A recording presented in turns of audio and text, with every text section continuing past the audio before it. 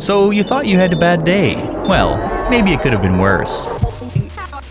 When we first encountered Arven sneaking around Paldea's Pocopath Lighthouse in Pokémon Scarlet and Violet, all we could think was, wow, look at that volume. I mean, wow, what a jerk. Because Arven was as bristly as a bramble bush, he shot sparks at Nemona for merely mentioning his mama, and he got even more riled up about the Koraidon we were traveling with. But little did we know that within a few hours we'd be ready to go there and back again for the man with the curly locks. Because Arven's tragic story is also one of Pokemon's most heartwarming. It taught us the hardest hitting lesson that life has to offer. And it all began with the simple idea of finding your treasure.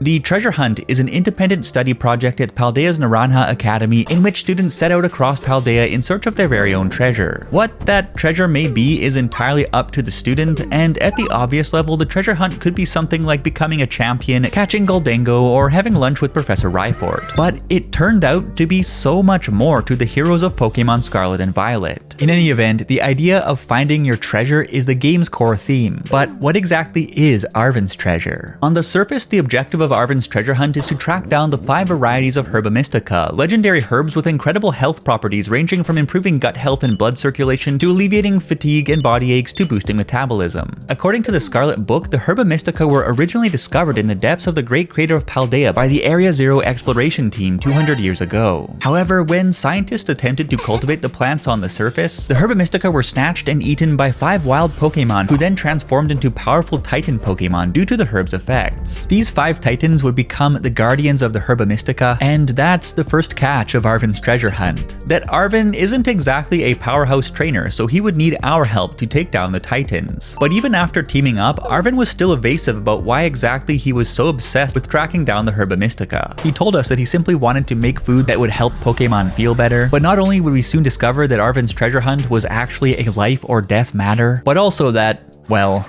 if you don't already know why Pokemon fans love Arven, you will by the end of this video, because there's a whole lot more to the story than sandwiches. But, sandwiches. Not to say that procuring the Herba Mystica to promote the good health of the world's picnickers wasn't already a cool treasure hunt objective to begin with, because herbs, minerals, and vitamins can have a big impact on the quality of our lives. From boosting the immune system to putting the lid on Randy's silent stinkers to promoting your baby's healthy development, we need the nutrients. And you can take control of your own health routine with 75 vitamins, minerals, and whole food source nutrients in one convenient daily serving thanks to today's sponsor, AG1. AG1 is a daily foundational nutrition supplement that supports whole body health. And I love getting a full intake of vitamins, minerals, antioxidants, and daily nutrients with a single scoop each morning. AG1 replenishes daily micronutrients, which is great on workout days. It's NSF certified for sport to ensure its high quality and safety. And it gives me peace of mind to know that I'm covering the bases with ingredients that are carefully sourced for absorption, potency, and nutrient density. Personally, I drink AG1 first thing in the morning on an empty stomach for optimal absorption. And if you ask me, oat milk perfectly complements AG1's naturally extracted pineapple core and vanilla bean essence. And not only do AG1's adaptogens and B vitamins support mental clarity, focus, and stress recovery, but AG1 includes essential vitamins, minerals, and whole food sourced antioxidants that support immune defense, as well as pre and probiotics to diversify your gut microbiome so that you're not just getting the nutrients you need, but helping your body make the most of them. Even better is that right now you can hit my link in the description for a free 1-year supply of AG Vitamin D3 plus K2 plus 5 AG1 travel packs with your first purchase of AG1. And with that said, thank you to AG1 for sponsoring this video, and it's back to today's chat. Because powering up your own health with the right nutrients is a very good thing. But in Arven's case, he isn't even after the Herba Mystica for himself. And even though we also used the herbs to power up the Koraidon that Arven hates, he was never terribly concerned about helping us with that objective either. Nor does he even care about putting a stop to the Uncle Randy fart factory.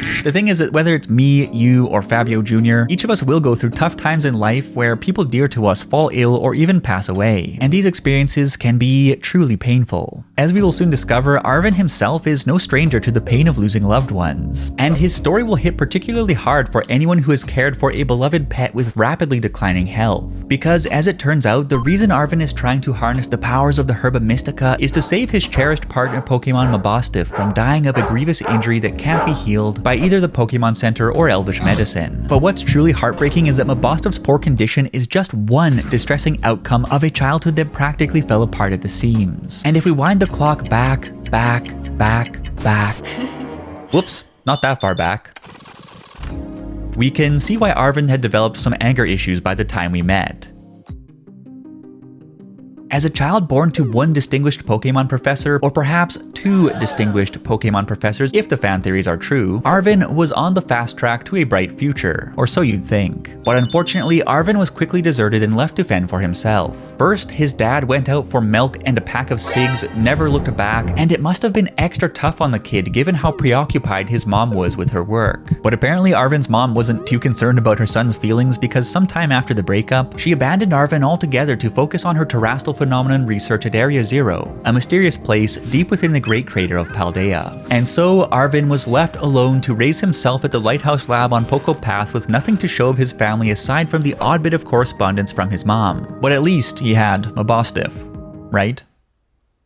Right? The years passed, and Professor Sada eventually did emerge from Area Zero to live with Arven for a short time. However, she brought along a strange creature dubbed the Winged King, a large, kinda goofy looking reptilian Pokemon from a bygone era that the professor had dragged into the present via a time machine constructed at her subterranean laboratory, the Zero Lab. But even so, mother and son were finally reunited, and even though Professor Sada had been a terrible parent up until this point, they had a chance to start fresh. Except that everything would fall apart for Arven yet again when the locals in the area witnessed Koraidon savaging several wild Pokemon, which forced Professor Sada to take Koraidon back down into Area Zero where she would stay with it indefinitely as she continued her work on the terrestrial phenomenon and the time machine. Abandoned again, this time for a hairy lizard, pretty rough. And before long, Professor Sada stopped contacting her son altogether. We later find out that Arven especially hated Koraidon for tearing Professor Sada away from him, but when he later opens up to us in the story, it doesn't seem like his feelings about his mother were much better. Let me tell you, as a parent, she's the worst. All she ever does is work. She never comes home. I don't have a single memory of her even playing with me, her own kid. Mabostiff's the only one who was ever there for me. Always. But in spite of the hard feelings and many years apart, Arven still desired to reconnect with his mother. So one day, he and Mabostiff traveled down into the Great Crater of Paldea to search for the estranged professor, only for the mission to take a terrible turn when Mabostiff was assaulted and left in critical condition by a rampaging mystery Pokemon. And thus Arven was forced to abort the mission and seek treatment for his dying dog. And believe me, things were going to get worse before they got better. Sometime after Arven's failed expedition, the events of Pokémon Scarlet and Violet began with Koraidon escaping from the crater, after which we encountered the beast on the southern shores of Paldea and started traveling together. Then we ran into Arven near the Poco Path Lighthouse, and after beginning classes at Naranja Academy, we joined his quest to track down the Herba Mystica. Around this time, we also met Professor Sada via teleconference call in Academy Director Clavel's office, because apparently she had found out that we were traveling with Koraidon, who had lost a great deal of its former power, so she asked us to take care of the monster until its condition improved. To be honest, something always felt a little bit off about Professor Sada, but then again, look at these people. In any event, we set out on our own treasure hunt project, which involved tasks ranging from breaking depressed salarymen in the Pokemon League to beating up a bunch of delinquents to trying to catch the cheese string mascot. And as for Arven's quest, we helped him take down one Titan Pokemon after the other to secure the 5 types of Herba Mystica, and with each dose of Herbie goodness, both Koraidon and Mabostiff began to recover their strength. When the final herb pushed Mabostiff to a full recovery, Arven was so happy, and rightfully so given that this was one of his first positive experiences in years. On top of his dog not kicking the bucket, he was even making some new friends, so things were finally looking up for Combi Natural's #1 model. Except that the Koraidon and Professor Sada situation was still an open book, and Arven's life was about to get turned upside down all over again in Pokemon Scarlet and Violet's final chapter, The Way Home.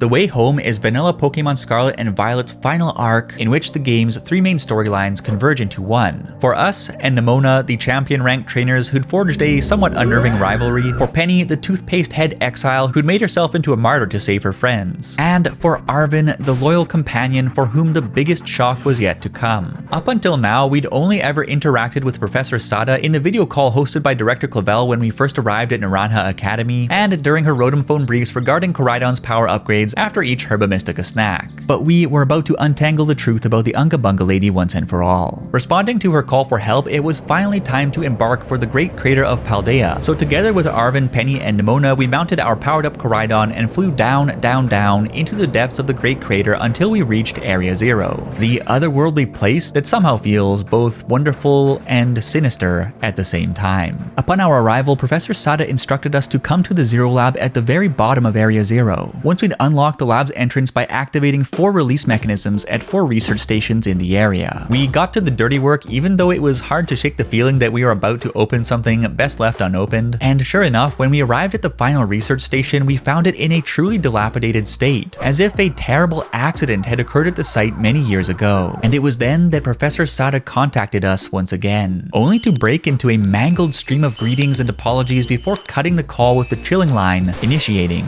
restart. After re-establishing contact, she blamed the strange transmission on signal interference, but we knew that something else was going on. When we finally arrived at the Zero Lab and opened the gate, a mob of wacky monsters from the past attacked the party, and after the opening skirmishes, we left Arven, Nemona, and the Colgate Kid to clean up the riffraff while we raced inside the lab to meet Professor Sada.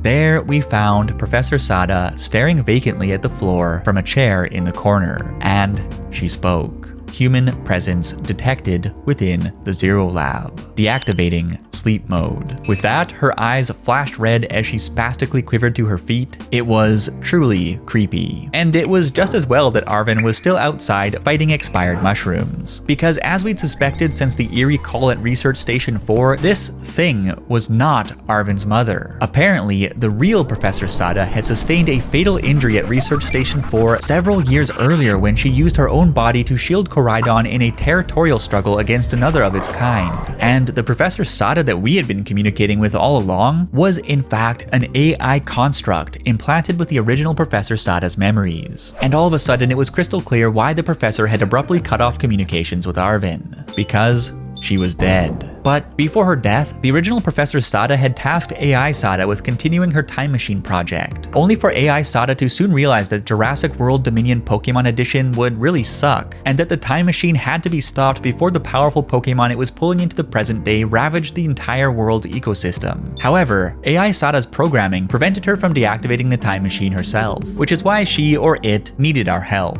Unfortunately, AI Sada had also been programmed to protect the time machine at all costs, meaning that once we attempted to stop the time machine, an offensive protocol was activated that overrode AI Sada's willpower and forced her into good old exterminate the kids mode. It was one of Pokemon's toughest battles, but we ultimately emerged victorious, and when Arven arrived on the scene, he at last had a chance to demand some answers. Okay, out with it. Who are you, really? You're really not my mom, are you? But AI Sada could only begin her apology when another program known as the Paradise Protection Protocol seized control and ominously announced that it was time to end us. Of course, as you might expect, we stuck it to the Paradise Protection Protocol in a red-hot battle. AI Sada regained control of her body and mind, and finally it looked like Arven would get the answers he needed. Except that it was time for another plot twist, because AI Sada revealed that she herself was part of the system that reboots the time machine, meaning that as long as she existed alongside it, the time machine could never be stopped. So there was only one option. Turning to Arven, she said, "Arven, I'm sorry that I kept the truth from you for so long. I inherited all the thoughts and wishes of the professor, and so I understand better than any that your mother truly loved you. Arven, Koraidon,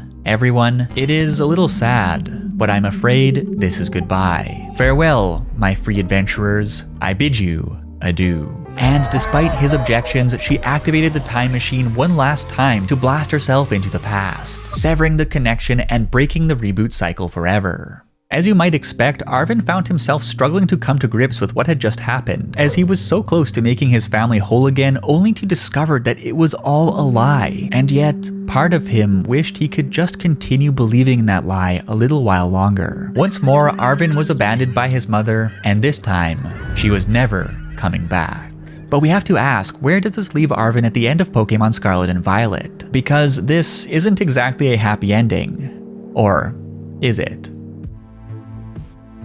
In the world's rainforests, there are plants that can survive in the shadows far beneath the tree canopy with little to no sunlight. This is because, in addition to making optimal use of the resources available to them, they've adapted to tough circumstances by growing big leaves that move and tilt towards even the faintest rays of light. And Arven is kind of like one of these plants, because although he was thrown into the darkness from a young age, he made the most of the crappy hands life dealt him at every turn, he stayed focused on what was good, and he kept reaching for a brighter future. However, one light ray that would forever remain out of Arven's reach was his relationship with his mother. And when he was hit with the devastating news that he'd been chasing the shadow of someone who had died years ago, that there would never be a happy reunion, a chance to make amends, or even the opportunity to say goodbye, it left Arven staring into an empty void and us as players thinking, what's next? Which is precisely the question that is the big takeaway of Arven's story. That it's not about how bad our circumstances may be, who wronged us, or why, or how much it hurts when life punches us into the dirt. No, it is always about what's next? What is next when we are hit by heartbreak, failure, or tough times? What is next when we are living in the dark but searching for the light? And what is next when the way home is shut and we have no choice but to find the way forward instead? In the post-game, we talk to Arven at various locations around the academy, and in our conversations, he describes how tough it was to find out his mother had died and how he'd struggled when Mabostov's health was on the rocks. But he also states that, weirdly enough, his head now felt clear for the first time in ages, that he was finally ready to move on and enjoy every day together with his friends. And then he declares the way forward by stating his dream to become a cook every bit as famous in the culinary world as his mother was in the world of science. And so, by the time Pokémon Scarlet and Violet drew to a close, Arven had found his treasure in unbreakable bonds, blossoming friendships, and a daring vision for the future. He had stood tall in the face of adversity, he had found light in the darkness, and he was about to walk out into the sunshine at long last. Arven's story wasn't always pretty. In fact, it was pretty depressing for the most part, but it was also heartwarming, inspiring. It showed us that there is always hope for a brighter future, and that is why Pokemon fans love Arven.